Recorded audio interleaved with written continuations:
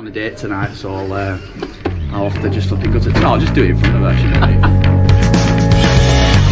He's kept going! He scored! Oh, Stockport pressure.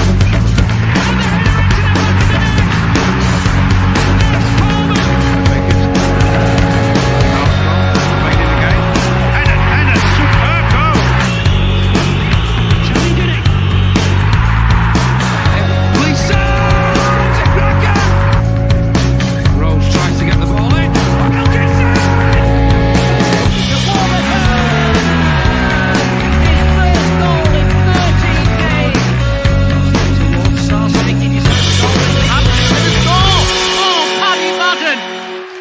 It's a 5-star performance from Stockport County. All right, we got a small house, but we got a big bloody heart, I tell you.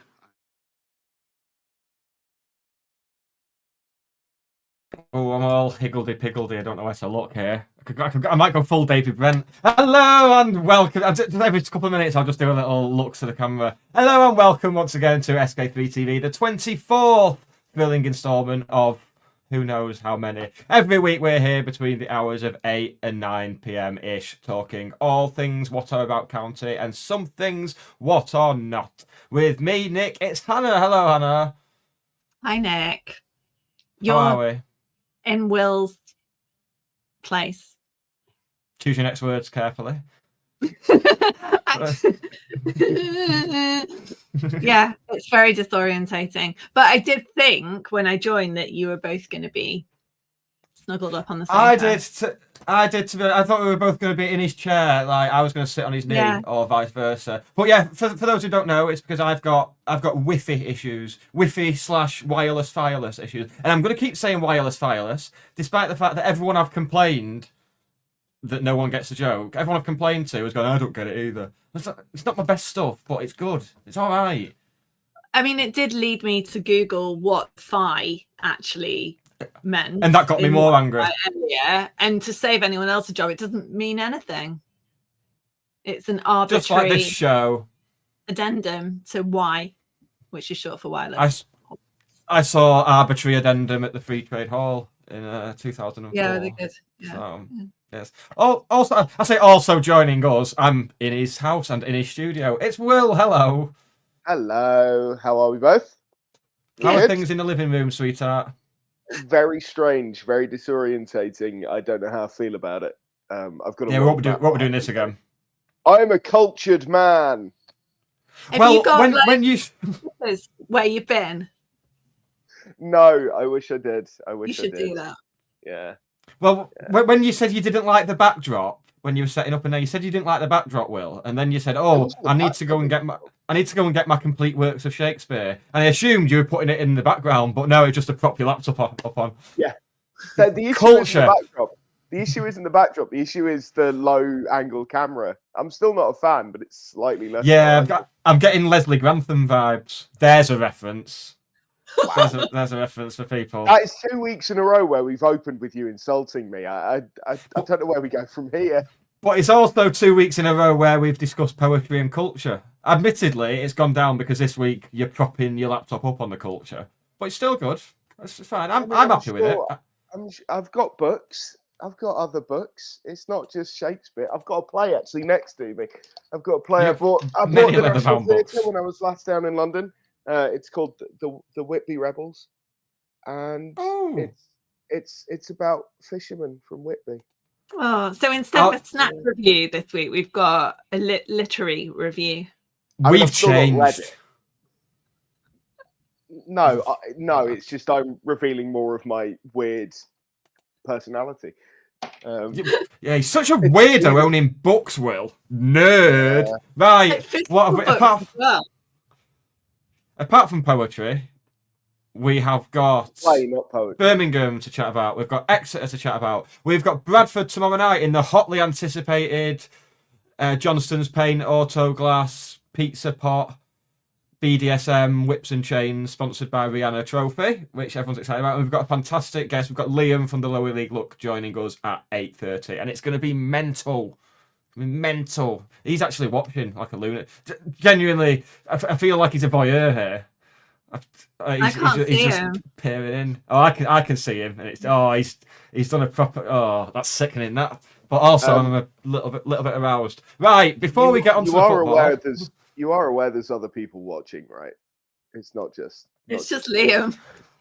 Oh, now you say there's 24 episodes in that people are watching. Yeah, but I can't see them. I can see Liam. That's the problem, isn't it? It's fine. I'll get on with it. I'm a professional, and in true professional fashion, I'm going to do the admin. So you'll have seen at the top of the show, next Wednesday, the 18th of December, we are at Stockport Gin for our big Christmas piss up / big county quiz hosted by Ben Walker. And if you go in the episode description, you'll find a link to get tickets and come down and say hello. Lots of people are coming down, and we would like more people to come down, because then there'll be a bigger number of people. Advertise that, nailed it, sorted. Hannah, we were out gallivanting yesterday, were we not? Should we gallivanting? I'm not sure you should describe going to a children's party as gallivanting. We took the kids out, didn't we? We took the kids out. They had a lovely time.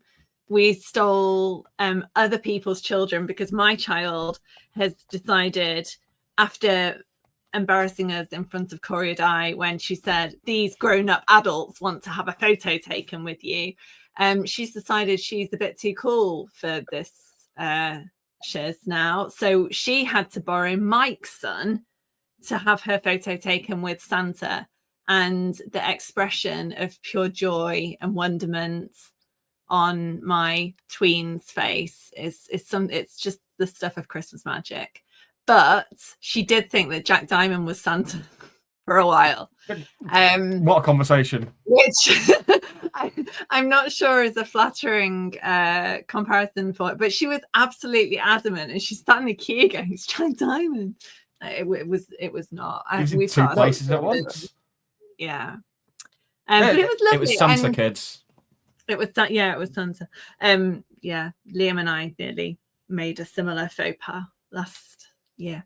But it was good. It was a good day, though, wasn't it? Very nice. A good mixture. So there was Corey, there was Jack Diamond, who was not Santa, little Shay Gardner, Tanto, Lewis Fiorini. Is there someone else? Ethan Pye. Probably the most notable of all of them. Yeah.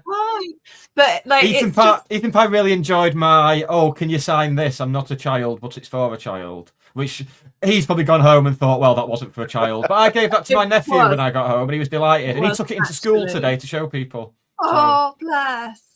Yeah, the little but no, it's just another lovely thing so it's the Junior Supporters Club. So any child who is a season ticket holder gets to do various things like this in a year. So they do the Christmas party, and then they do I think it was a fan signing event, and you can go and watch training. But I think last year it got cancelled because of fixtures moving.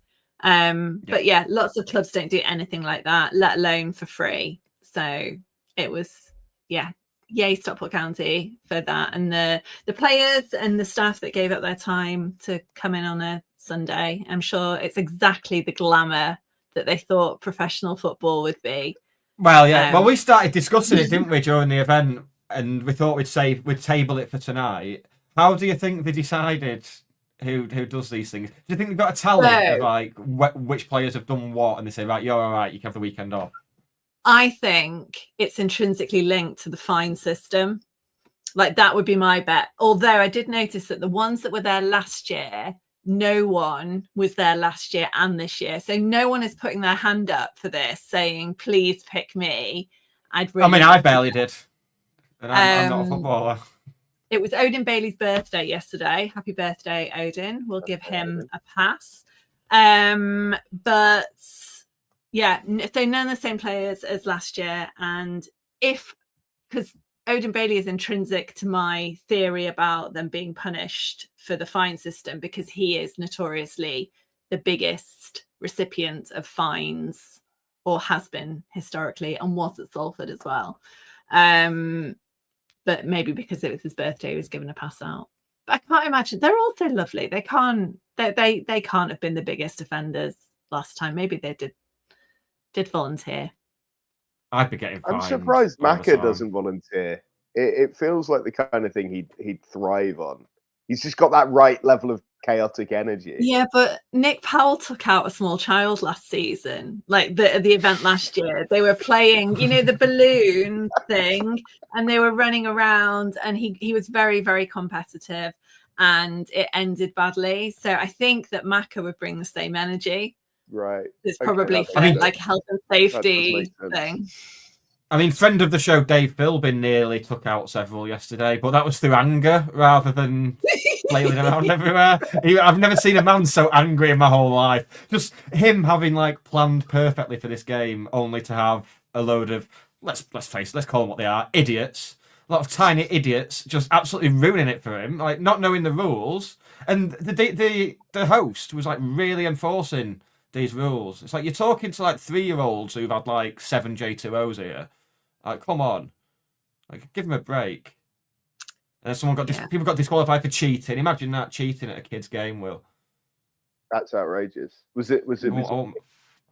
It wasn't Philbin. No, I said, was it you? Was it Nick? No. Oh no, Nick's not allowed to play with children. Not since the court order. We got through the whole of yesterday without that joke being made, and now I know you were just saving it. I got left with a child. I got left with a sleeping child in a position of responsibility. You did, and that child didn't end up in the reservoir. So well done, you. Yeah. She's fine. She cried a lot. Yeah, it wasn't her I was worried about. Thrilled. I'm good with children because I'm essentially one myself, so it's fine. Sure. All good. Hannah, before we move on to Birmingham, tell the people what they should do, even though I've put it in the comments and threatened them with the ghosts of county past, present and future. All of them are Keenan Dunwald Turan, by the way. He's all 3 ghosts of past, present and future. Tell all the subscribers what to do on YouTube's and on audio things. Well, I don't want to be pedantic, but if they're all already subscribers, they're good. They don't need to do anything. Anyone who's I've looked at the analytics though. A lot of people watch and don't subscribe. Yeah, but you said tell the subscribers. So I meant the watchers. Yeah, whatever. Like and subscribe, please. Thank you very much. It will make us very happy. And we've got incentives coming for subscribers. Don't we, Nick? We have indeed. We do indeed. We've got a little 12 days of Christmas coming up, which we'll be announcing it 12 days before Christmas. That's how these things work. How many days is that to go? How many days? What day are we on now? We're on the 9th. 4? We're on the 9th. So we've got 4 days to go. And also you'll have seen our tweet and Instagram and Facebook post features a black variant of the SK3 TV logo. So sign up, follow us on all our social media things, and you'll find out more about that very, very soon. Right? We've put it off long enough, and I've got a real hot take talking about Birmingham, so we'll get onto it after this.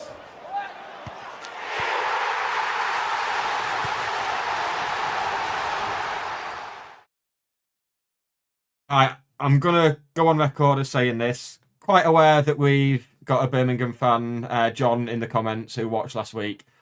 Don't care. I'm gonna say this. Possibly, no. There's no possibly about it. I'm right. I'm right on this.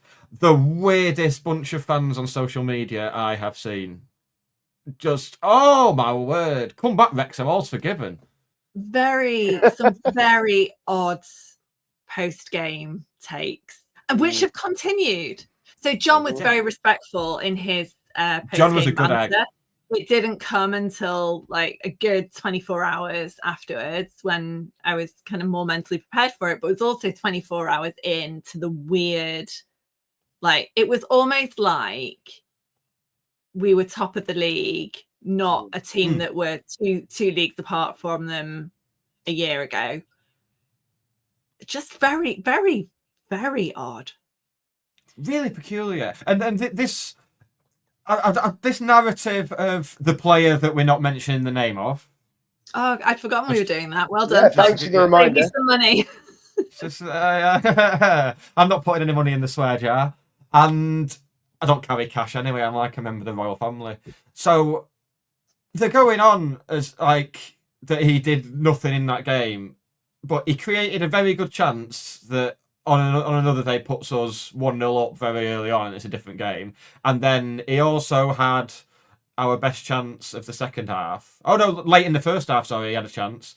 And that, which fantastic double save by their keeper. And then they had 3 players on him at all times and marked him out of the game, which is what happens with good players. So I don't buy this whole narrative of, oh, he did not. Oh, you should have played him, lads. Gimps, grow up.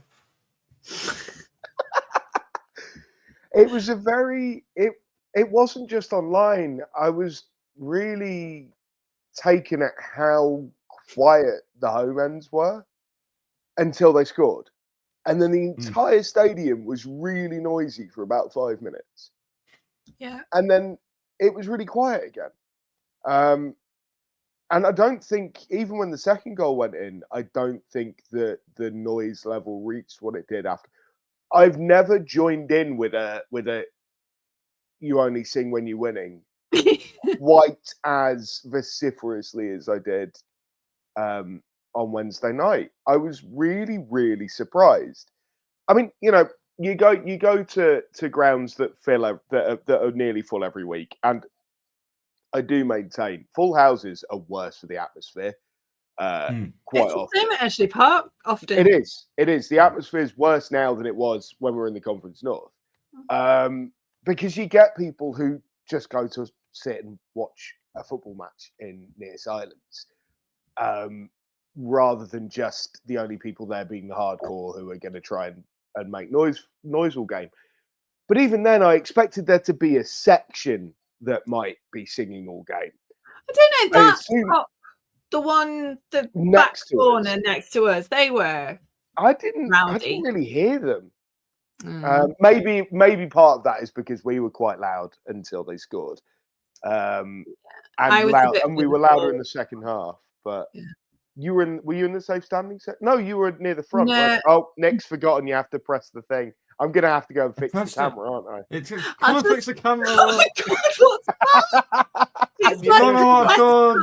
Bear with me, family. I'll just talk to myself. I was too busy looking at you guys on here to notice that the camera had done the thing. This is why I can't be trusted. I did enjoy the banter. This switch here. Okay, I'll make sure it doesn't happen again. Yeah. It's like tech support. Hi guys. Hi. It's a magic trick. And then just remember to press the button. Thanks, babes. Yeah, it's all right. You're welcome. To sweetheart. Sorry, I thought Hannah just had a moment. No, it's just I enjoyed there was a little bit of back and forth with I know that Dave Philbin particularly enjoyed his chats with the away fans, and there was he had a full headlock, didn't he? The whole Villa thing, which was lols. So I mean, the actual game was, things. If that goal, I think it was Will Collar right at the beginning. If that had gone in, it would have been different. I think second half we were much better. First half, it just felt they were very Wickham-esque in their ability to kind of pacey, control midfield. We didn't get a second pass. We were just like kicking it anywhere, and it just didn't feel in control. And I know Charlie said afterwards, like, he's kind of looking forward to New Year's Day. No, actually, it might have been on Saturday. Looking forward to New Year's Day because they get to kind of do it again, but do differently. Like, do what they should have done in the first half. But, you know, things change generally. They know how we play now as well. So I think I think they were very good. They were good, yeah. Particularly they snuffed us out. They closed us down in the way that you would expect a team that have spent as much money as they have. They had three men on that player that were not to mention every time the ball was near him. Yeah. And they nullified us really well. And I think that period of time when they got the goal and then 10 minutes later they got the second goal, it was just a case of they sensed we were rattled from that first goal, and they were pressing us and they were harrying us, and it was just a case of we need half time as soon as possible. And to be honest, when that second went in, I felt like, oh, this could turn into a rout. So I was really relieved we got in at 2-0. Yeah. But even in the second half, when we were creating chances, if we got a goal early on, who knows what would have happened. Even then, I still felt like they were a threat on the counter, and they do have ridiculous talent in that front line. So no real shame. I went there expecting to lose. I had a lovely day. Because you went to see your brother. I had a shit day, but it was less to do with the football. I saw my brother. I saw his cats. His wife, my sister-in-law, came and picked us up after the game, and we drove through Selly Oak, which is where I used to live. I saw parts of my old uni. It was just a proper little nostalgia trip for me. Aww. So yeah, I had a grand old time. And no one can take that away from you, Will. No, they can't, Nick. No, they can't. So yeah, result aside, I had a nice time.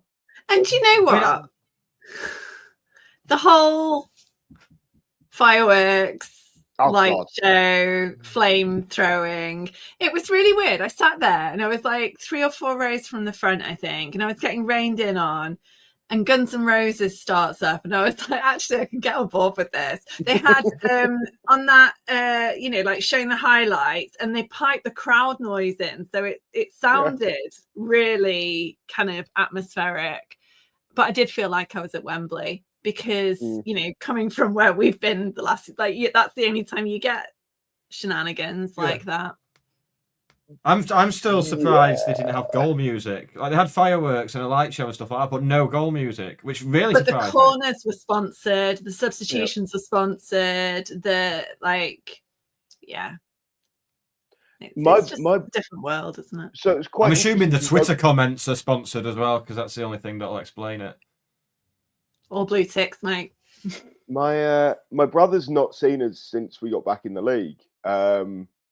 So it was really interesting hearing his perspective. And he couldn't believe the whole passing it round the back thing. Like he just, but not just when we were doing it. He couldn't believe it when Birmingham were doing it as well. And I think the moment that got him was Ben took a free kick from the right-hand side of our box in the first half and went across the goal to, it was probably Pye, maybe Rydell. And yeah, he was like, what? How? Why are we doing what? And I just kept saying to him, it's the game now. It's all these teams do it. Utter woke nonsense. Yeah. That was the thing I think that really, really shocked him. Because yeah, as I said, it's the first time he's got to see us back in the league. And yeah, it was interesting getting his perspective on all of that. Especially as, a vlog on that. No. A vlog. I'm going to Stevenage on Saturday with Aidan and Cam, and they're quite resistant to the idea of the vlog, but it's happening. I say it'll happen. I'll do a video like on the A555 and then I'll forget and that'll be it. Yeah. For the vlog. That's it. I posted on the TikToks from the video you sent me of the light show and fireworks. I posted a video on the TikToks with the hilarious caption, utter woke nonsense. Just the 4,500 views and then about 4,400 comments from Birmingham fans remarking that the fireworks cost more than our whole squad. Which in that case, like, someone's rinsing them. Because they need to get them like from an alternative supplier. I'm in the wrong business. Apparently, I need to sell fireworks to Birmingham City Football Club. Millions of pounds for 5 minutes of fireworks. Apparently, amazing. It's bonkers. I don't think we could let the Birmingham match go by actually talking about the goals. In particular, it's reignited this. The Facebook group seems to be just people who don't think. People who think that Ben is in the team because of the fans and not because he's shown himself to be a better keeper this season, flagging off the people who think otherwise. I keep seeing the phrase Ben Brigade used, which makes me just want to like pull my earlobes off and stuff them in my eyes because it's just so weird. Ben Brigade, like you've got to have a disparaging name for supporters of a goalkeeper who's been with us for the best part of a decade, apparently. I've come up with the response already, Nick. You need to start calling them the Corey contingent. Oh, see, I was going to say Corey Crew, but Corey contingent is better. Corey Crew. Am I? Corey No, Crew's good. Corey Crew's good. I actually think I prefer Corey Crew. Yeah. Corey Yeah. Crew. Yeah. And what have if you don't want either? The Metcalf Massive. I'm in the Metcalf Massive, guys. Forget them two jabronis. I'm in the Metcalf Massive, baby. Who was in the courtyard on Saturday? Metcalf. Who was in the courtyard on Saturday? I wasn't. Was he there? Yeah, it was Metcalf. It was Metcalf and Jesse Febs. Jesse Febs. Yeah. Jesse Febs is going to be appearing quite a lot in there, apparently. Sounds like it. Sounds of it. Yeah. 12 weeks out, did he say? Which is a shame. He can take on Nick Carl's chair. Or Macca's chair.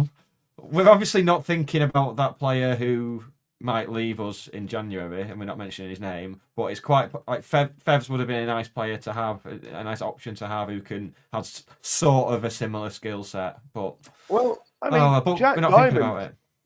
Jack Diamond, if he sorts out his final ball, is going to be quality. There was a really great. I wanted to talk about this actually. There was a moment in the second half last Wednesday where between him and Macca, they constantly looked like they were almost trying to lose the ball. Like they started just outside our box, and they kept passing between them, and somehow they ended up sort of on the edge of the Birmingham City box. And you don't know how they got there, because every time one of them passed to the other, it was short, it was overhit, but it just kept working. And it was a case of they've gone from one end of the pitch to the other, almost more by luck than design. Now, I know that's not the case, and they absolutely will have been in control of what they were doing, but it did look a bit like a Laurel and Hardy sketch, where you have the ball, no, you have the ball, no, you have the ball, no, you have the ball. One of you. It was a really great little minute of just madness. I enjoyed Jack Diamond. What we did get to see of him. It's just that that final ball, final bit of decision making with him. Yeah. But he's certainly the closest in terms of the skill set to our number 20, who we shall carry on not naming. I'm really milking that. We've got another 4 or 5 weeks of that with the transfer window to come, and that's going to be a shame. Anything more on? Yeah, I found it hard to be too critical after Birmingham. I think we essentially gave them 2 goals first half.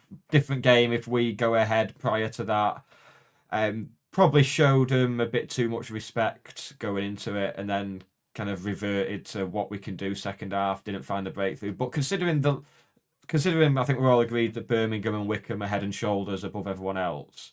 Then the last time we came up against one of the teams that head and shoulders above everyone else, we got absolutely mullered. So it's a improvement, and an improvement that we took. Oh, that's a smooth link. Well done, Nick. Thanks, guys. It's an improvement that we took into Saturday, which we will discuss right after this.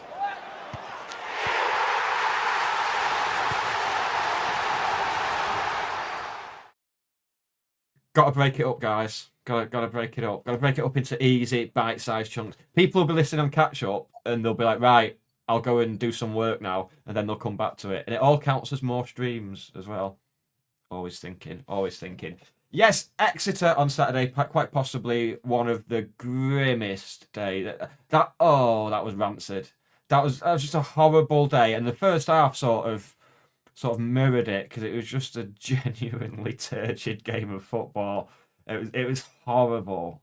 No gloves though on any players apart from Ben Hinchliffe, obviously, which I was very pleased to see. But I was thinking about it before the game, and there wasn't a single player I could think of who strikes me as a glove wearer. It's good.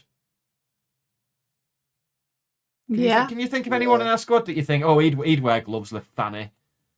I mean, it wasn't actually that cold. It was just the wind and the rain that made it so. Without the wind, the air temperature wasn't that bad, but that wind chill was brutal. I was wearing 3 layers. I was wearing shorts until 2 weeks ago, and I was wearing 3 layers. That's how much that wind chill was biting. Yeah. I was 3 layered as well, including my Christmas jumper. Charlotte and I were in hospitality, courtesy of the very lovely favourite person, Dan Malt. And I was woefully underprepared for actual football because you kind of make a bit of an effort, don't you? And I didn't have a hood, I didn't have a scarf or gloves, I didn't have a waterproof coat. Yeah, it was bracing.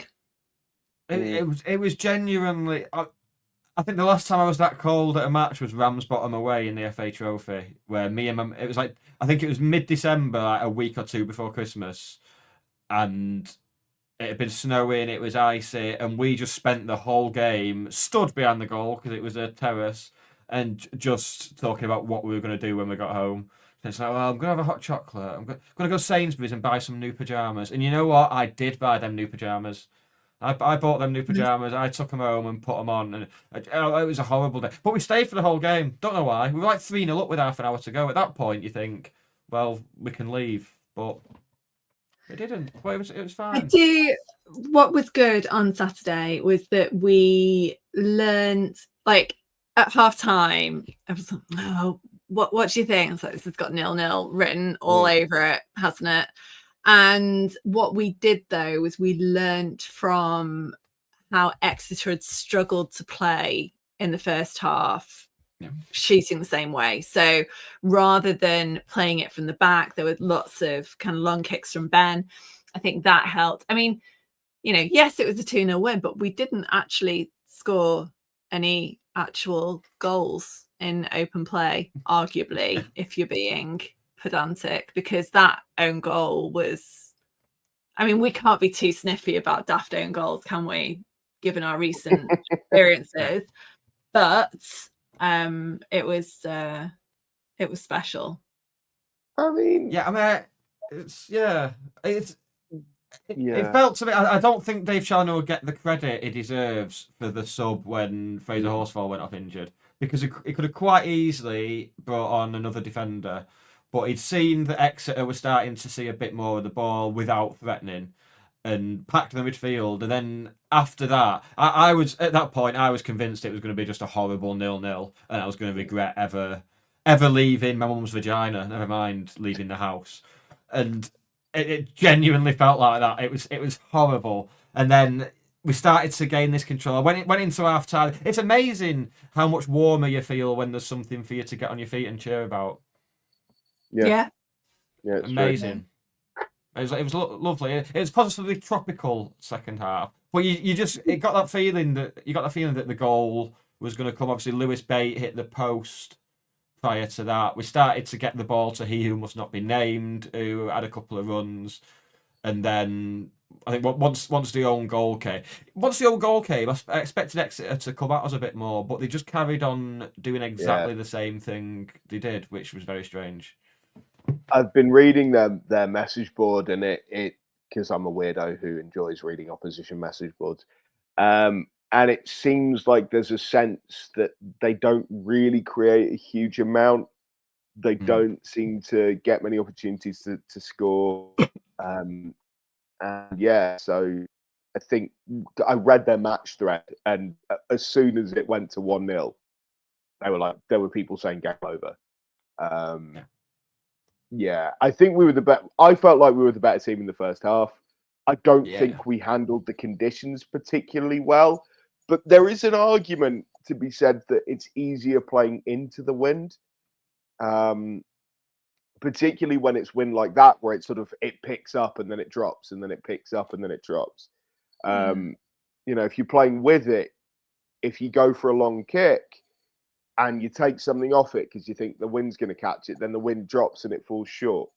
Or the wind has dropped and you think, oh, I'm going to leather this, and then the wind picks up as it goes. Any comments judging either goalkeeper for their kicking in that game can do one, as far as I'm concerned, because that was not the conditions to be making comments about that. You know, one of the first Exeter goal kicks, like within the first couple of minutes of the game, it went right up and then it dropped like it hit a wall. And I've not seen anything like that since Morecambe last season. And it was the same kind of conditions where you've just got to do what you can. You can't necessarily play. And Charlie said this before, you know, that he was aware that they might not be able to play the game the way they might want to, because you have to work with the conditions and what you've got. So, but second half we handled it really well, and we got on top, and that goal came, and we never really looked in any danger of conceding an equaliser, I don't think. For people, I know people have asked about Fraser. It was County do caps for 100 appearances. So Fraser and the lovely Kylie Wooten were awarded their caps on Saturday, and so Fraser came into the 1883. And I mean, I obviously can't comment on his kind of physiological medical condition, but he was well enough to be able to do that. So that's good news at least. Good. I thought it was back when he went down. I thought it was when he went down the second time. I assumed it must have been a head injury, and he went in for that tackle and maybe got a kick to the head. So we were doing some maths where we were sat thinking, well, if it's 2 weeks for concussion, because he'll want to be back for Huddersfield, given that's. I don't know if he supports them, but he certainly came through the academy there. That's where he's from. So I thought, well, he's going to be wanting to be back for that, isn't he? But yeah, hopefully it's. Maybe it's a symptom of the bug everyone seemed to have last week that they mysteriously picked up when they came back from Dublin for someone's leaving party. Dublin flu. Yeah, the Dublin flu. We're all getting it. Before we play the random county non-league goal of the week and get our guest out to talk Bradford, I've assembled some stats. I've read some posts on Yellowboard and screenshotted them with stats in. So we have lost as many games in our first 19 as we did in the first 19 last season. But the difference is this season we've actually turned 4 draws into. Last season we turned 4 of those draws into wins. So we're certainly not far off at all. I mean, it's quite. People seem to be thinking we're going to fall away a bit and settle around mid-table, but I'm not having that at all.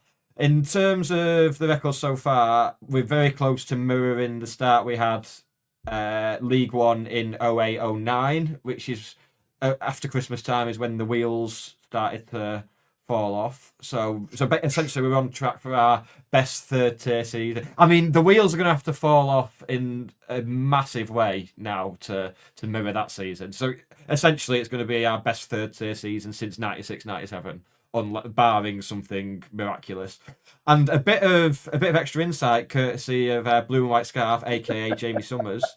That 08-09 season, of the 24 teams in League One that season, 2 of them are now in the Premier League, 2 are in the Championship, 6 are in League One, 8 are in League Two, 4 are in the National League, and 2 of them are in the National League North. And the biggest divergence since... I mean, he's used the word divergence, but I couldn't think of a different word to use for this. And I'm not looking at what divergence means, so I'm going to take his word for it. Brighton and Hereford, there were 8 places between them then, and there are now 117. Stats Corner, baby! I like that. It's good, that, isn't it? Not doing that every week, unless someone does it on Yellowboard and I can just nick it. And... That is what I go on Yellowboard for, is that degree of statting, because there is always someone like Jamie. There's someone like Jamie who'll come out with that. There's imposter. There are many stat people on Yellowboard. Occasionally, I come out with something. Not often. You know what? I used to at the beginning of the season when I was doing the League One look thing. That's kind of died a small death at the moment. Scar every week Sky Bet League 2 or League 1 even, do a stats pack. And I've not checked it. I used to go through it, like ridiculous stats like that. I'll resurrect it for next week. Yeah, Good, do it. good. Bring it back. Bring it back. Bring it back. That can be your Christmas present to the viewers and the readers. Bring it back. Oh, I thought you were going to go with the S Club down the S Club 7 route with that, but Well, no, no. you went Moloko. Very happy. Yeah, and we didn't mention about Birmingham the fact that the Brummie stadium announcer has been living rent-free in my head for an entire week now. You've been practicing, haven't you? No, I'm not doing it, but someone else did it before. It might have been Liam, so we might need to wait. But Ibi Toure in Brummie has just I just love it. It was great. Oh. Well, talking of Liam, glad you mentioned him, because he's been sat there for what seems like 3.5 hours waiting for us to finish talking. Frankly, utter by choice. Up until the stats came. Yeah, he's been on for like an hour. He was on at like 20 to 8, and it was really awkward. It was really awkward because I was like, I'll make him wait longer because he's already having the weirdest way to spend the Monday night ever. Right, let's have a random county non-league goal of the week, and then we'll chat to Liam about all things Bradford and the BDSM trophy. And the goal of the week this week is our final goal before lockdown. What a happier time.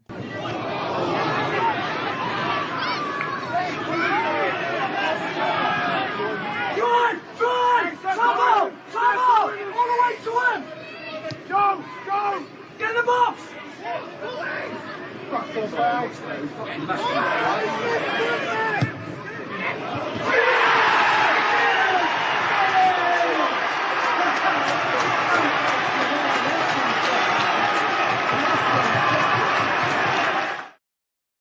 There we go. From one Liam to the other. Liam McAlinden versus Maidenhead to Liam Chew versus the world. Hello. That is smooth, that isn't it? Oh, it seems to be versus the world at all times at the minute. Yeah, how are we doing, everyone? All right? Good. Yeah, good. Sorry to go back to that goal quickly. Was that No, do it. that was a trophy game, wasn't it? Or was that? No, or it was that a in the league. Yeah, that was the last game before the world shut down and the Tories just started like shagging and having parties. What a time to be alive, though. Yeah. Theresa May's constituency. Theresa May's constituency. Not anymore. Yes, of course. Well, no, famously. I mean, if you take away all the unnecessary death, I'd say that was the best time of my life. Oh, I think it was wonderful. I feel like I thrived during. I discovered so much about myself sexually. All right, Joey, just those mornings alone. I discovered a lot about alcohol. Hannah's already regretting this decision to get a guest on. See how awkward we can make it. I can only manage one of you at a time. I can't. I know this is like your worlds colliding, isn't it? This must be horrible for you. It's like a fever I've got dream. a lot of build up as well, Hannah, to get out on this here. So you're gonna have like weeks and months even of just complete and utter nonsense. Excellent. Well, do it.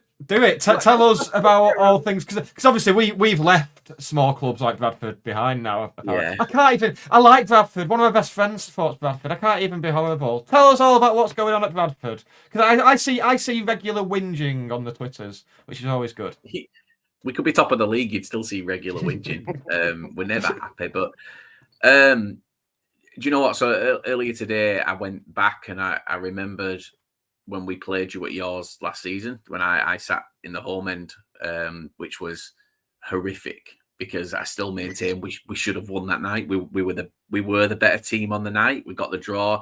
Andy Cook missed the penalty. He missed the open goal in the last minute. We were the better team over 90 minutes. Unfortunately, football don't work that way. But that night was the turning point for me. I pinpoint for where our seasons kind of steered off in different directions, because we were, I think, 16th and 17th respectively. Like, we were just ahead of you.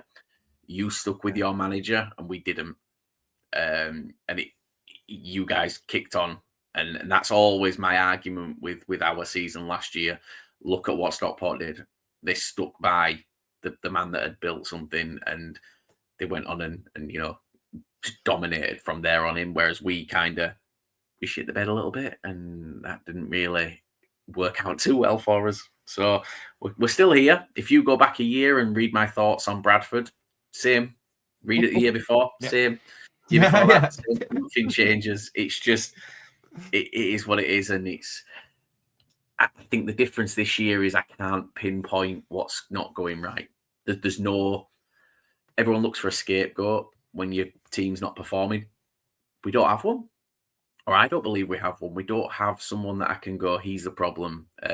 No one's really underperforming. It's just we're not hitting where we feel like we should be. Or maybe we are. Maybe we're hitting where we can hit.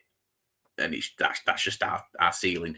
Yeah, we've got a lot of injuries as well, which, you know, that's the likes of Sarcevic, which would have been nice to see him tomorrow. He's back in full training as of last week, but I don't think he'll be in tomorrow.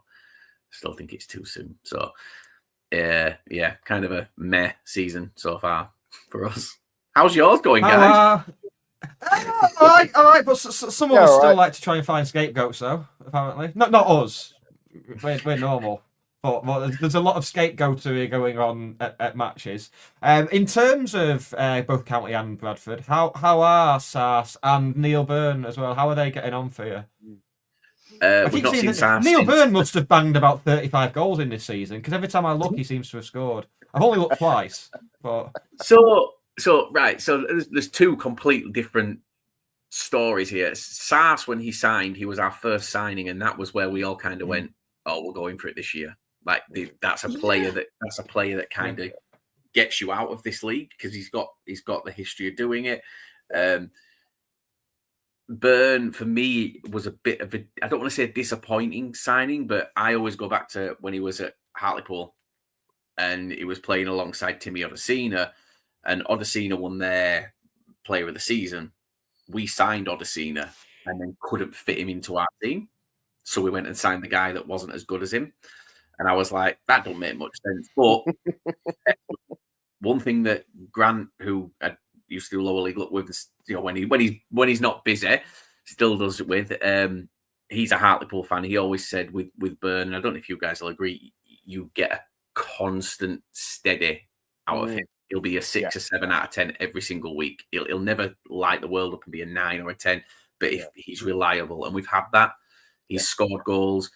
He's scored important goals. He's put in some good performances, and he's probably exceeded my expectations. Well, he has exceeded my expectations. We haven't seen Sars since the 24th of August. Oh, wow. So, it's been a long time. We've had a few big injuries out. And, you know, when I talk about, like, I can't pinpoint where we're not performing. If you look at our squad last season, as an example, we had Brad Halliday at right back, and I think statistically over the year, he was statistically the best right back in the league, or he was up until I think maybe March time. He can't get in our squad at the minute, and we're still not performing. We're still not hitting those. It's so frustrating because, you know, Andy Cook's on double figures already, as always, but we're just not getting it. There's something wrong somewhere, and I don't know what it is. It's annoying. It's like a therapy session, isn't it, guys? I don't get to do this. That's what why we do it. Yeah. I mean, it's mental that things have like switched. I mean, what 5 years ago we were. Oh no, I'm going to sound like one of them wankers now. 5 years ago we were playing Bradford Park Avenue, wishing we were playing Bradford City. And now we've like overtaken you, and we're almost like, come on then, tell us what's been going on. What's League happened? Port Vale and League Two's really that good. League Two's rubbish this year. It really, it's so frustrating because the league is there for someone to just take. It really is, and then you look at the likes of like Doncaster, the way they finished the season last year. They should have dominated League Two this season, and even they've not really hit those heights. Carlisle 2 years ago, that team that went up with Carlisle 2 years ago would win this league this year. They sat 23rd in the league. Swindon, rock bottom of the league. Like, oh no, they're not anymore. Sorry, they won on Saturday. Carlisle are now bottom, and Swindon went up to 22nd. But Morecambe, who were a League One team 2 years ago, 23rd. Like, the league is so poor. I had Morecambe to go down last year. I actually put a bet we all on did. because they were such a mess off the pitch, and now like I should have just They put still that. are. I'd put that bet on a year early. Yeah. On Neil Byrne, I think when we signed him, he was something like Tranmere's 5th choice centre back, and I remember there being at the time, as there always is when we make signings in the transfer window that aren't what people are expecting. There was like, oh, why have we signed him? But yeah, he was just dependable. You know, when we needed him, he stepped in, he did a job, and yeah, I really liked Neil Byrne. I won't call him what Challoner calls him. No, I do. I am not having Burner, but we're awful at nicknames because Nick Powell Is that what he is calls called. him? They call Nick Powell Powley. Yeah. Powley, which is just lazy. That's It's just lazy. very is that? lazy. It's also longer. What, Nick Powell or the nickname? Well, no, I can't comment on Nick Powell. But the nickname is, like Hannah just said, a nickname, you don't make it longer. I'm Burner, Yeah. actually. Yeah. Burner, If it's Burner, a different name altogether, then it can be longer. But yeah, you don't make Yeah. someone's name longer and call it a nickname. I mean, I'm not like. I mean, nicknames should be like something totally different to your actual name. It shouldn't be just your name with a letter or two added on the end. It should, when you have when you go on a stag do and one of them's called Fingers, and then you find out the reason why. That sort of thing. That's how nicknames should work. It shouldn't be just an extra. Hannah's disgusted. Because they once broke their fingers saving a penalty in a penalty shootout. That's why they're called Fingers. Thanks, Will. Entirely innocent. What were you thinking, Hannah? No, we're not ganging up on me. I'm not. I was defending you, Hannah. Is this what happened? No, I know. I appreciate you, Will. Appreciate you.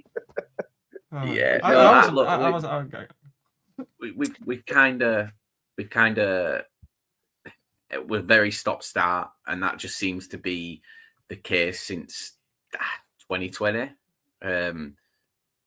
We've just never really got going. I still maintain, I know I spoke out about it at the beginning, if we'd have kept Mark Hughes, I think we'd be in a better position now than we are. Would we have gone up? Probably not, but we'd have had the foundations there to continue. We obviously got rid of Mark Hughes and brought in, well, if we go back, we had Derek Adams, who played a certain style of football. We sacked him after 4 months into the season. We brought in Mark Hughes, who played a different style of football, built a team around that, sacked Mark Hughes, brought in Graham Alexander, who plays the style of football that Derek Adams played. So we just keep starting again. And look, the problems lie off the pitch. They do lie off the pitch. Not necessarily. It's. I don't want to say that they're not problems as such. There's just not the infrastructure and motivation there to take us where we as fans believe we need to go. It's not like they're doing anything wrong. It's just that their ambitions don't match ours, and that's kind of where we're at. How's the pitch situation? Because you received a lot of ire for that last season. How's that going on? People were always shocked that your pitch was quite susceptible to being waterlogged, but it's called... The Valley is in the name of the ground. It's a bit of a giveaway, surely. You had one off so far. Yeah, but that was just as a precaution. We didn't try to get that on, as far as I know, because we don't want it to happen again. It was the game against you guys that ruined it last year. Yeah. It was that Friday night, freezing cold. But no, the pitch is doing a lot better this season. I think people don't realise it's built on a quarry. So underneath the pitch is just concrete. It's just, you can't do anything. Our drainage, and I don't know how often this happens, but our drainage under the pitch is horsehair. I'm not joking. I don't know where to go with that. I'm not joking. Genuinely, it's horsehair. That's what we have under our pitch. That's what absorbs the water. Horsehair. What doesn't? I don't really understand it, but we don't have drainage because we can't. It would cost millions to rip up, dig out everything that's underneath and start again. And we don't own the ground, so why would we? Why would we do been that? there, baby. Who does own the ground? So it's owned by the guy who owns Flamingo Land. So he used to be our owner. So Gordon Gibb. Okay. Honestly, there's so many weird little tangents you can go off here. So Gordon Gibb and Jeffrey Richmond owned the club when we went to the Premier League. Or Richmond took us to the Premier League. Gibb came on board. They had a big fallout. Gibb owned the ground, but when he left, he said, "I'll never kick the club out. This is your home." A few months later, we were told we had to leave, and it's actually owned by his pension fund. So he doesn't actually have control over what happens to it. So when we've been trying to buy it, it wasn't his decision. The owner is in the process of buying the ground because we're at the end of near the end of the 25-year lease we had on it. So he's in discussions to buy the ground. He should not buy that ground. Like, absolutely not. You can't do nothing with it. The ground is the ground. We can't build upon it. We can't expand it. What we need is a training facility. We don't have one. We train at it's a private school, but we've been there since the 90s, and it's exactly the same. Gareth Evans, a Stockport link for you here. Gareth Evans, who scored the goal that kept us in the EFL, but subsequently pushed you guys down further to the bottom when you were relegated. Thanks for that. I mean, we're interviewing him in a few weeks, Hannah, and Hannah's got to sit through that, so I can't wait to talk about that one. He came back to Bradford in 2020, and he said when he came in and he met with Stuart McCall and they signed, he was like, "Oh, we'll see you at training." He was like, "Oh, where are we training?" He went, "You know where we train?" He said, "Tell me you don't still train at that school." I was like, "Yeah." And we do. And for me, if the owner obviously wants money back when he sells, he wants to make his money back. Why wouldn't he? But if he's got 2 to 5 million to spend on the ground, build us a training facility. Spend a couple of million, build us a League 2 standard training facility, but with scope to expand, because that's how you make your money back. If we go up, now we can expand to a League 1. That training facility is now worth 10 million, and we can. Yeah, that's kind of what needs to happen. But off the field, I don't want to say we're a mess, because we're not, but we're a League 2 club. In fact, we're a lower League 2 club off the pitch. So obviously, you didn't train in a school when you were in the Premier League. Like, what happened to you? Yeah, they did. Oh, really? Yes, we did. We had Benito Carbone, Lee Sharp, Dean Windass, all training. And it gets worse. Training on a school pitch. If the school need it, we can't train. Oh, that's very Bradford Park Avenue, that is. The athletics club. That's very us a few years ago. We'd get kids that go to the school, like, telling us about, I can't remember who it was, like someone we thought was injured or wasn't training, and they're like, no. It turned out they were doing the coaching badges, but it was, you find out all sorts of things that you wouldn't in a closed training facility. No, Alexander wanted us to do, it was some double training sessions. He wanted to do morning, get everyone in for lunch, get back out in the afternoon. And when they went out in the afternoon, there were kids playing hockey. So they had to cancel the afternoon session. And that's kind of where we're, and like for me, it's such an easy fix to get as a training. If he's got that money to buy the ground, that would be a priority, wouldn't it? Well, if you look at, I mean, we're in Yorkshire. There's fields and land everywhere. Like there's and they'll be selling it off soon because of the inheritance tax. So we're now political again. Take it away from farmers. Take it away from farmers. They don't need it. They don't want it. Give it to football clubs. Yeah, but no, I think save the chickens. You can have chickens at the training ground. Right. You can have chickens. You can have cows doing your pitches. I've thought this. I haven't. I don't know. No, you've given more thought to it than I have, though. Well, there's so many better things that can be done than buying the ground. He's buying the ground because he thinks it'll appease the fans, and it will for 6 months. Yeah. But would it not be better for him to just negotiate an extension on the lease then? Because presumably the lease running out would be a problem. No, it can't be a problem. We've got the owner over a barrel because he can't do nothing else with it. What's he going to do with a 25,000 seater stadium in Bradford? Sell it for housing.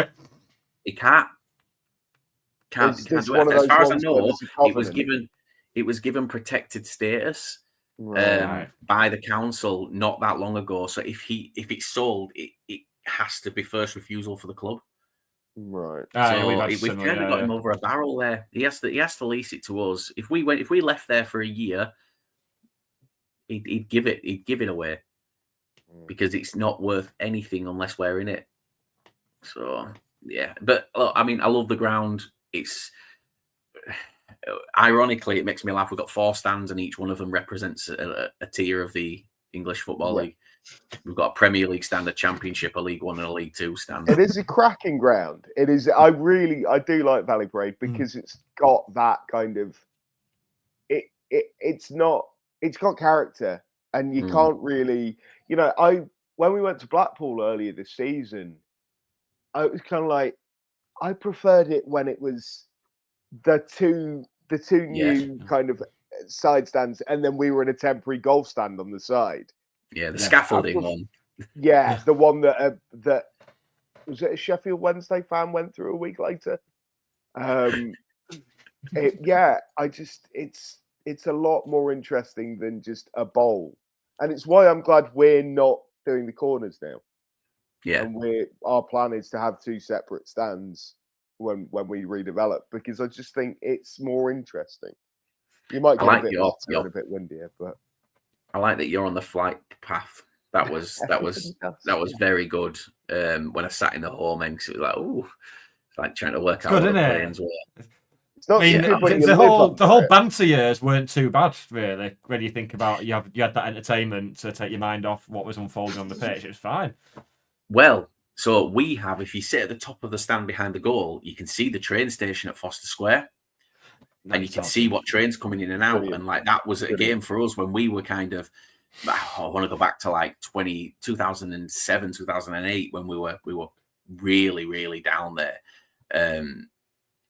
That you would literally hear people going, "Oh, Shipley train's leaving," and like because they could see it, and it was like, how bad do we have to be to be focusing on that?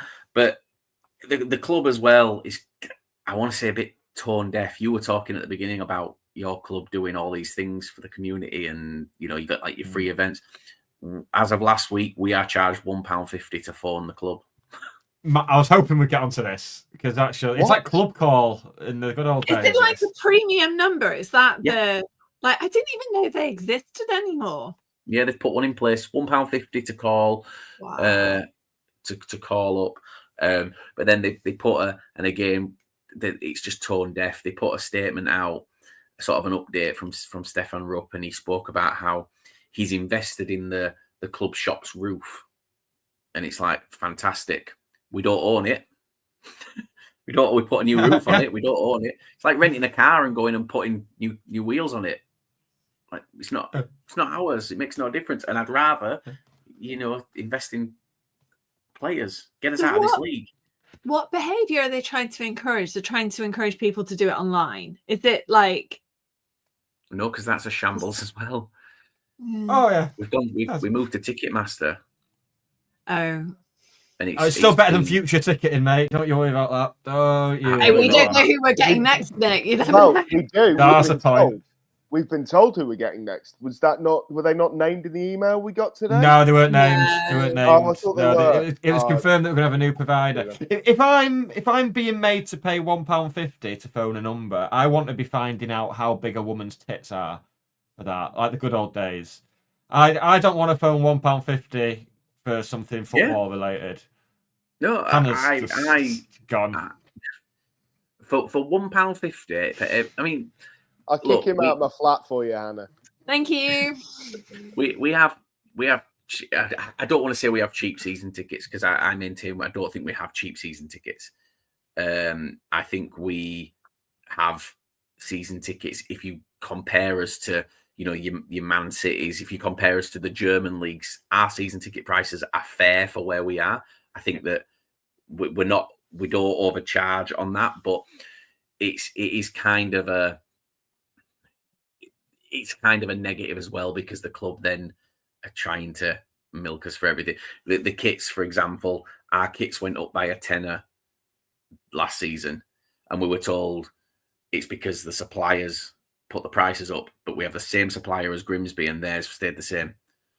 You know, and it's little things like that. Like you hear those things, and it's so easy to fact check, and that's where people are getting frustrated with the club. It is very, very tone deaf.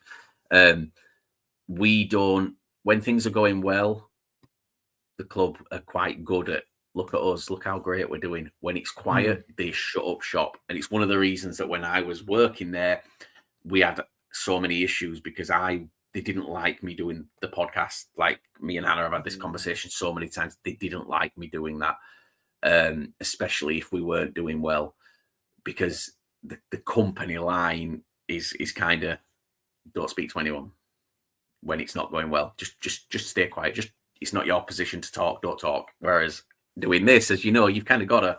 You can't avoid it. And yeah, I mean, I never really said anything that I shouldn't have done, and I don't think I was ever too harsh on them. I mean, Hannah, you'll correct me if I'm wrong. Until I left. Once I left, yeah, I think towards the end, it was we were a little bit more liberal with our commentary on the goings on at Bradford. Yeah, it's frustrating. We've gone, sorry. So despite all this, all the doom and gloom, and the general feeling that it's the Bradford City banter years, you'd think it's all doom and gloom, but you've got the shocking excitement of the Autoglass, Johnston's Paint, Pizza, BDSM Whips and Change trophy. Hey, what's the feeling? Well, yeah, they've got a proud heritage in whatever it's called this week. Yeah, well, and was it not last season? Season before, you got to the semi-final, didn't you? And was it Wickham? Was it? Last season, Wickham scored we battered Wickham. It was a great game. I remember watching it. We were phenomenal again. And again, it was like, that was when our pitch was terrible, but we played really good football on it, which no one could really understand how we managed to do it because it was just a sandpit. We were so good that night, and Wickham didn't deserve to win, but like I say, that's football. It's, Wickham, I think it was a 92nd, 93rd minute, and I was sat in the stand behind the goal that was closed, right on the path of the ball, and just watched it go in slow-mo. It's still not crossed the line in my head. That's how slow the slow motion was. But yeah, that was, look, we're still in it. I fully expect you guys to walk over us tomorrow night. I do. We don't know what kind of team we're going to put out. Well, that's my thing on it. I think once you get past the ridiculous group stages in this competition, I think that's when managers start to take it more seriously. And I don't think Charlie's the one to put out a weak team against. You haven't seen his post-match from Saturday, then? Yeah. No, I haven't. Is he putting a weak team out? Well, we've got a second 11, and they are all players who've played for the first team at one point or other this season, but they are not necessarily all first team regulars or bench players, and they are collectively they haven't clicked, shall we say. Yeah. They're not used to playing together.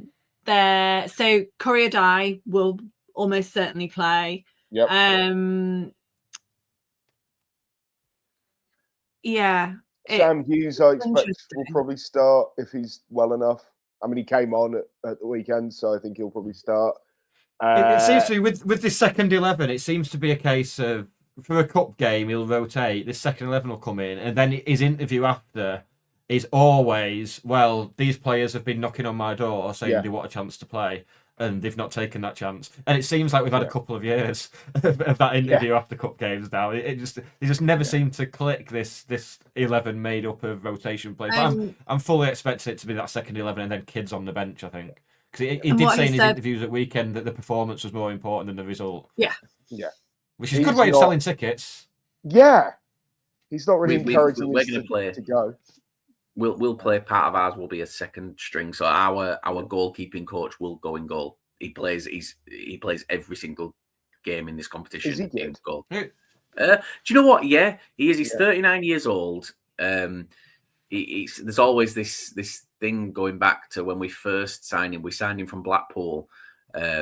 back in the day, he had a clause in his contract, a release clause for £1. So we triggered it and we paid £1 for him. And then he left us and went up to Scotland for a bit and then came back as kind of a goalkeeper / coach.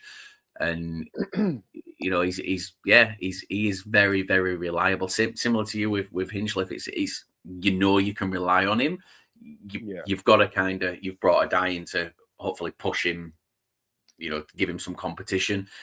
Doyle isn't that for us, and we didn't really ever bring anyone in to push him, but we knew that he wasn't going to be that guy going long-term forward. So we had Harry Lewis, and then Lewis left. We've got Sam Walker. So Sam Walker won't play tomorrow night. It'll be Doyle in goal, and then it probably will be kind of a makeshift squad. We don't know whether... So Burns currently banned, but we don't know if it carries over into this competition or not. No one knows. No one's got a clue. What kind of... Was it for a red? Yeah. And assuming a league game. Oh, so he'll be able to play tomorrow. I would have imagined, from my understanding, certainly yellow card suspensions don't carry over, and I'm fairly sure red cards are, because otherwise you get a player suspended and they're missing a game they probably wouldn't have played in anyway. Yeah. I think that most suspensions now do tend to become competition specific. Given how topsy-turvy this competition is, God knows. Well, I could say it'll have a different name by this time tomorrow night. That's like we're getting to a point where I think we're close to being the sponsor for it. It's like by 2026, you'll never be more than 6 foot away from a former sponsor of this competition. Yeah. It's mad. The thing that does blow my mind is the prize money is better than the League Cup. Yeah. Like the prize money in this competition is better than the prize money in the League Cup, and that's just mental. They killed it, didn't they?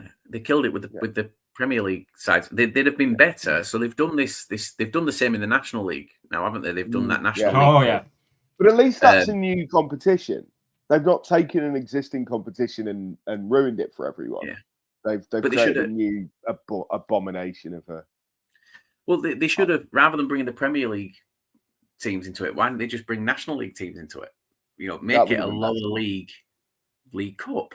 Like that would have been sort of like, I mean, if you imagine, you've got, well, I fully believe that if you play in a Premier League clubs are the ones that have dictated this, haven't they? They're the ones that have said they want their teams playing it, and that's to do with them putting money into they give money out, don't they, to the lower leagues, and they've kind of said that that's part of it. To do that, if they want to carry on doing it, they want to be in this cup competition.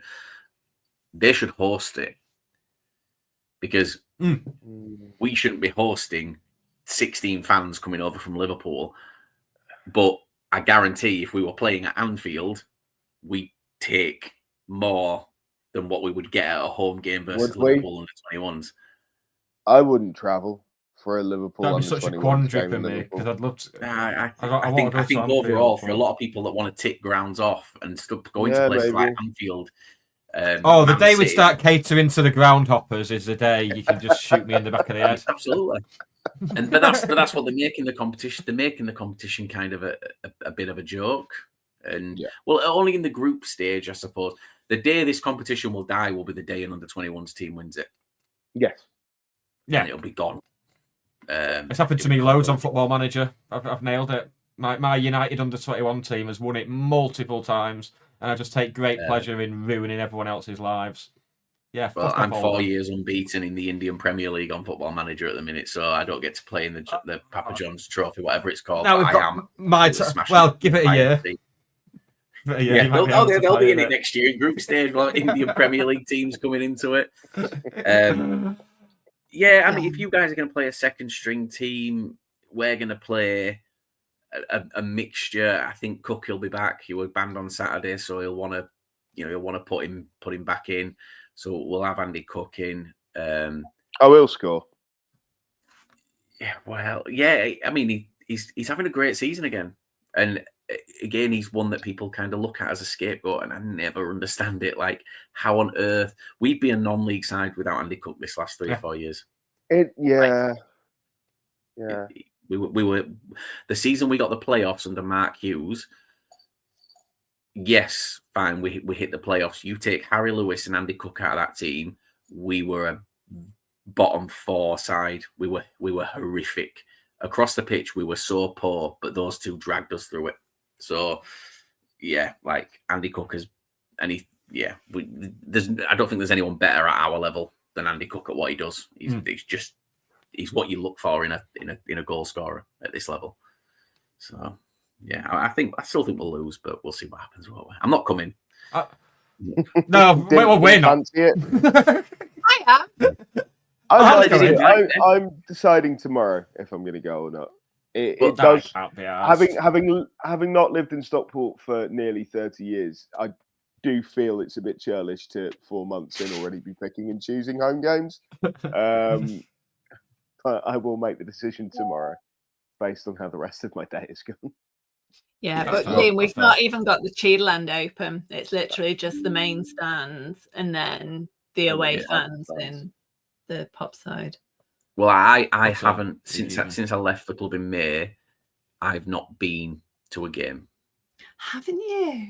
No, and bear in mind, I didn't miss game. Like I've literally watched like my feelings towards. I still watch because obviously Sky have made it a lot easier to do that this season. Yeah. So it's there are other ways to do so if you want. So I hear.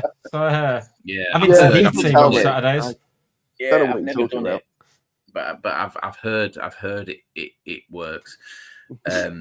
But yeah, no, I've got no desire to. I feel like, and I said this to the club when I left. Like I've supported this club for 30 years. A little bit of that has died for me after seeing how it operates behind the scenes. Because football clubs are horrific. They're not nice places, and so I'm not really feeling it. I still have friends there. I still speak to the players. I still get to sort of have those conversations, and that's nice. But my actual, not really. Even when I've got it on, I find myself zoning out, and I can't really pinpoint what that is and why. It's like you said, banter. I feel sick now. I was like just gearing up to how we were going to say goodbye to you before we wrap the show up, and now I feel like that's just a horrible note to do it on. Well, don't worry. There's a Mrs. Brown's Boys Christmas special on. No, that doesn't work. I don't know how to cheer you up from that because that's quite a big thing. Stomach, Nick. You're turning my stomach. I like Mrs. Brown's Boys. Get out. Sorry, I've seen it live. That's stumped you, hasn't it? I took my nan to see Mrs. Brown's Boys. She's a big fan of Mrs. Brown's Boys. I took my nan to see it. Oh, let's backpedal there. No. I probably would have gone anyway. I would have gone. It's what? It's not me. It's me nan. It's me nan who likes it. It's not me. I'd have gone on my own. I'd have still gone on my own. But I did take my nan. That was my excuse to go. But yeah, because of her, that's why I think that's why I liked it. Like she liked it, so it kind of watched it with her, and it is what it is. But no, my love for Bradford is kind of. Do you know what? Not just Bradford, just football in general. This season has just kind of dwindled a little bit, and that shows with like Hannah said, like the podcasts, the desire's not there like it was last year and the years before. Well, it'll come back.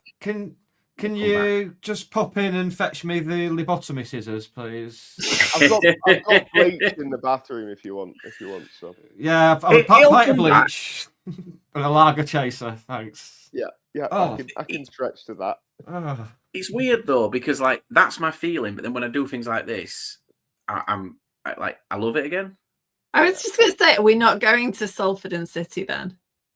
Well, we are trying. The issue is it is my daughter's birthday, so it's a very, very awkward conversation to have. But like that, absolutely 100%, and I know that I'll be fine with that. But I don't know. It's just it's trying to motivate myself to do something that kind of I don't know. I don't really know if they're. I don't know. Can't put my finger on what's wrong, but it's just not there. My anymore, sympathy is gone. I mean, you know, Mrs. Brown's Boys.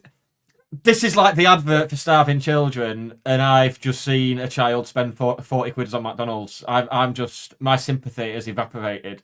Genuinely, I won't go as far as to say I wish the worst for you, but don't really care. We'll see. Genuinely sad. I know, and tomorrow night I'll be number one fan again. I'll be out in the street with my shirt off, chanting. You'll be the only one. Sure, if you Mrs. Brown tattoo. Yeah. No, look, it comes back, and it comes and goes. I think it just coincided with me leaving, so for me, it was like I can take a little bit of a break, and yeah, I took a break, and I'm quite enjoying it. I've started coaching an under-7s team randomly, so that's what my weekend consists of now, which is great. Which is the intellectual level under-7 that you need to enjoy Mrs. Brown's Boys. So. It all works out fantastically. Oh. Right, we're going to let you go, Liam, so I can have a good whinge to these two for a couple of minutes before we wrap up. Liam, it's always, I would say it's always a pleasure talking to you. It was up until the last 3 or 4 minutes, and genuinely have to rethink. This is like one of the moments where like people that you previously respected start tweeting about Love Island. This is up there. I'm more shocked that you previously respected me. I think that's the most. No one else. I liked you. It's I know. The jury's out now, though. That's cool. I'm wondering how to tell Nick that I watch Love Island. Yeah. Oh, I know you do, but I don't respect you, Hannah. No. I do respect you, but I knew you. I knew Love Island was your thing. But it's when it's people who I thought were like similar to me and into similar stuff to me, and then they're really obsessed with Love Island. That's my mind. Oh, you know I love you, Hannah. We've still got the I never knew he played for County to keep going. We've got a good few more days of that. Yeah, we've still got 736 days of that to go. It's amazing how many of all these players who played like barely any games for County. Amazingly, there's no pictures of them in a County shirt online. I've really boxed myself into a corner with this. I had to break out Carl Ledsham, 28 appearances and 2 goals today, just because he went to America or Australia in the middle of his contract. It's like, well, that'll do. People have forgotten him. I'm half-arsing it now. I never knew he I like Carl Ledsham. Hey! He told me that before. Oh, brilliant. Right. Well, I'm looking forward to a full month of replies to you. Always a pleasure, Liam, and we'll catch you soon. We'll find an excuse to have you on soon. We'll do a Mrs. Brown's Boys watch along for Christmas for everyone. Yeah, let's do it. Or have me on after we beat you tomorrow night. Excellent. We'll do that. Maybe we'll do a special pod once you send us crashing out of whatever it's called this week. Right, Liam. Pleasure, mate. Thank you so much. Cheers, guys. Thank you. Cheers, mate. That took a turn. I was wondering how long I would hold that shocked face. I was waiting for somebody to say it's Will Frozen, but it didn't happen. I just got bored. I feel like everything I know was a lie. Well, at least this is SK3 TV in it. See you next week. So here it is, the Complete Works revised edition of Arden Shakespeare. This is thanks, mate. 2006 revision, I believe. We got some. Right, did he do something? He updated Romeo and Juliet. Yeah, it was problematic before. Yeah, it's still problematic. She's 12. Yeah, this is my copy of the Complete Works. Yeah, I wasn't lying. God. I did nearly drop the laptop taking it out in one of the transitions. Well done, everyone. Anyway, that's it, innit? That's the end. Yeah. Bumper episode tonight, guys. It was. We're on like. There's like 45 minutes of that we could have cut out if we'd known the revelation that was going to come at the end. I might sort that out in the edit. So if you're listening to the audio version of this, then short episode that, wasn't it? Yeah. It's weird that we advertised the guest at the start and then didn't bring him out, but let's just say he said something very problematic and we had to put it out. We'll just leave it at that, shall we? No, that was you tonight. You've insulted the pair of us. This is what people expect. This is what people expect from me. I've got to give the people what they want. I love you both dearly. I love you both even. I appreciate and respect you both even more now, knowing that you don't watch Mrs. Brown's Boys. How's that? I'm gonna go into Will's living room in about a minute and a half, and I know he's got a minute and a half to get iPlayer on and fire up Mrs. Brown's Boys. He's gonna do it as well. I can get out of this window, can't I, Will? Can you just, good luck. Can you just pass my coat and my shoes through? Oh, I've got myself into worse holes. Right, let's go. Let's wrap it up. You know what? Say goodbye to everyone. No, don't bother, mate. Don't bother, please, for my sanity more than anything. Right, shall we say goodbye to everyone and see them next week at 8 when we will be not inviting Liam on to talk about Bradford, because why would we now after that? We will also be talking about Hannah's trip to St. Evenage on Saturday. That'll be exciting. Yeah, it'll be good, and more of the same type of stuff. Maybe you'll come up with another revelation for me to really annoy me. Let's say goodbye to everyone. Livid. Bye. Bye. So very upset.